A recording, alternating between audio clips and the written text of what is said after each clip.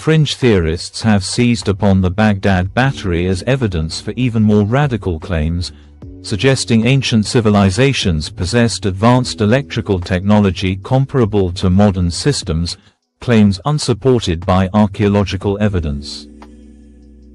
These speculative theories often ignore the limited voltage produced by the batteries and the absence of any evidence for wiring, complex circuits, or electrical devices that would require more than minimal electrical current. Mainstream archaeology remains divided, with some scholars accepting that the artifacts could generate electricity but questioning whether ancient peoples understood or utilized this property, while others reject the battery hypothesis entirely. The fundamental problem is that extraordinary claims require extraordinary evidence, and while the artifacts can function as batteries, proving ancient peoples intentionally used them for electrical purposes remains challenging.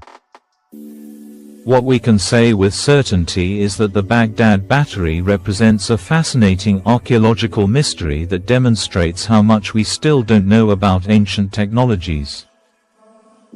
The history of science is filled with examples of knowledge that was discovered, lost, and rediscovered centuries later, from Greek fire and Roman concrete to Damascus steel and ancient astronomical instruments.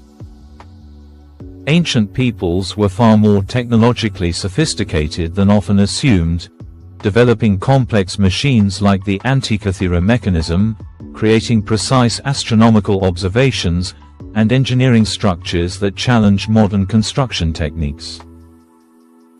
The Baghdad Battery fits into this pattern of ancient innovation, whether as an intentional electrical device or an accidental discovery whose properties were recognized and exploited by ancient craftsmen. Modern experiments have shown that connecting multiple Baghdad batteries in series could produce enough voltage for practical electroplating, therapeutic electrical stimulation, or other applications that ancient peoples might have valued without understanding electromagnetic principles.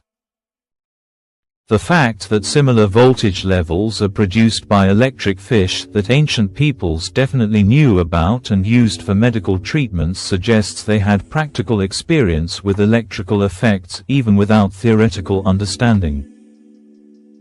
What the Baghdad Battery ultimately represents is a reminder that human ingenuity and observational skills are not recent developments, that ancient peoples were capable of sophisticated experimentation and practical innovation.